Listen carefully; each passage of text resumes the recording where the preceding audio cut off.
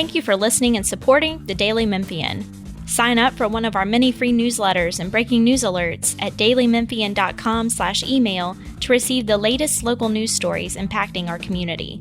Our weekly newsletters cover everything from sports to arts and culture, business, food, and more, along with daily updates of all the news we publish each day.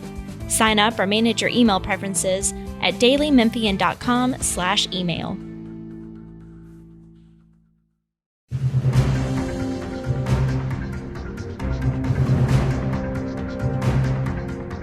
I'm Bill Dries with the Daily Memphian, and this is On the Record, the day after the election edition where we review the numbers, unofficial numbers from the polls. We record this Wednesday, November 9th, 2022. First, turnout in Shelby County, which looked one way on election night when we weren't sure all of the precincts were in until we came back Wednesday morning, and the same totals were posted on the Shelby County Election Commission's website. Now to the turnout. This remains a preliminary number based on the 200,140 who voted in the governor's race in Shelby County. That is 34% of the county's 588,508 voters on the rolls as of October. This was never going to top the 51.1% turnout 4 years ago for the same election cycle. That featured a race for governor and one for U.S. Senate, neither with an incumbent. 8 years ago, same election cycle, we posted a 34.4% turnout. 2010, a 38.1% turnout. This is a version of the election cycle that comes up every 12 years, including this year. And you have the same basic setup, a governor's race with no Senate race. 2006, a 46.6% turnout. 2002, a 41.2% turnout, and 30.1% in 1998. So by my tweets at the end of a long election night Tuesday, this preliminary turnout number remains the lowest since 1998, although it did break a third of the voters in the county. Of those voters, more than 120,000 voted early or absentee. And this continues a trend that we've seen across election cycles recently of a relatively healthy early and absentee voter turnout, and that followed by a flat election day, for lack of a better term. In a pre-election day piece, we talked about past Democratic nominees for governor carrying Shelby County, and the last Democrat to win statewide office in Tennessee, Governor Phil Bredesen, running for a second term in 2006 and winning with 210,470 votes from Big Shelby. Dr. Jason Martin, the Democratic nominee, carried the county in Tuesday's unofficial returns, but with about half that at 108,945.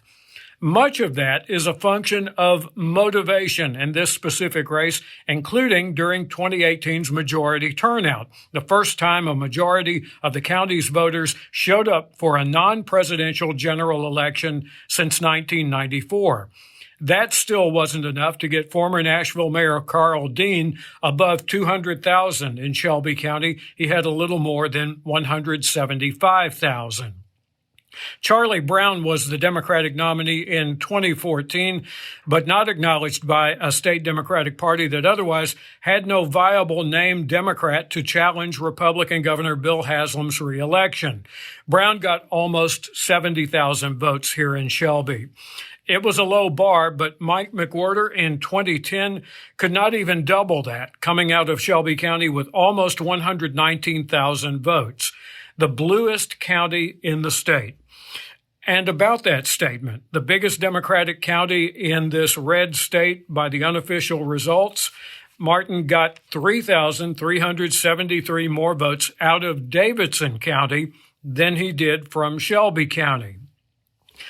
That might say something about the appeal here of another Nashville nominee for governor, who in this case barely won the August primary over Memphian J.B. Smiley by less than 2,000 votes statewide. Shelby County may still be the biggest blue county in this very red state with a history of backing anyone in the Democratic column, but carrying the county does not mean much if the Democratic majority is lukewarm. And lukewarm to the Democratic nominee does not mean open to crossing over to a Republican nominee. Bill Lee, in 2018, 2 years into the Trump administration and 2 years after crossover as we know it died, got 105,369 votes in Shelby County. This time around, Lee got 82,570 here. The previous Republican governor, Bill Haslam, got about 2,000 more votes out of Shelby County in 2010 than Lee did for his first term in 2018.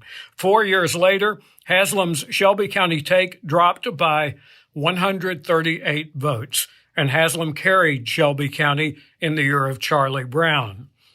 On the 4 state constitutional amendments on Tuesday's ballot, the smallest turnout in Shelby County was for the most contested question, enshrining the state's right to work law, which passed in Shelby County.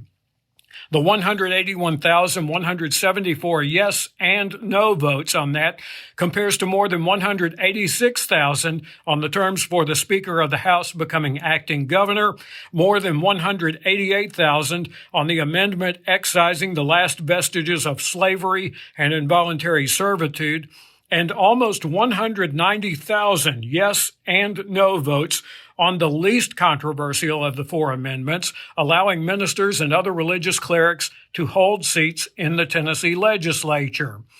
Each of those propositions got more yes votes than Jason Martin did for governor, although Martin got the most votes of any candidate on the Shelby County ballot, which was mostly district races.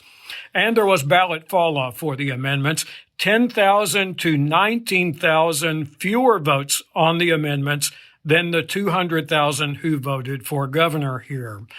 Memphis Congressman Steve Cohen is now the only Democrat in the 9-member U.S. House delegation from Tennessee. His district includes half of Tipton County, which had a smaller turnout than the Shelby County part of the district. Perennial Republican challenger Charlotte Bergman actually carried that half of Tipton County by the unofficial returns. Cohen and Republican Congressman David Kustoff of Germantown now wait to see which of them will be part of the majority in the U.S. House and which of them will be part of the minority come January. But it appears that Kustoff is in the majority, Cohen in the minority. Just what the margin between the two is remains to be seen. Kustoff's 8th district covers 20 counties in West Tennessee, including parts of Shelby County and into the city of Memphis, and his county-by-county totals were impressive over Democrat Lynette Williams, Kustoff carrying all 20. Finally, the late state representative Barbara Cooper, who died during early voting, won her last election Tuesday over independent Michael Porter in District 86. 26 years for the retired Memphis City Schools teacher in Nashville. After some thought that this could involve the county commission appointing someone to the seat, the Shelby County Election Commission said the day after the election that there will be a special election once Governor Lee issues a writ declaring a vacancy for the seat.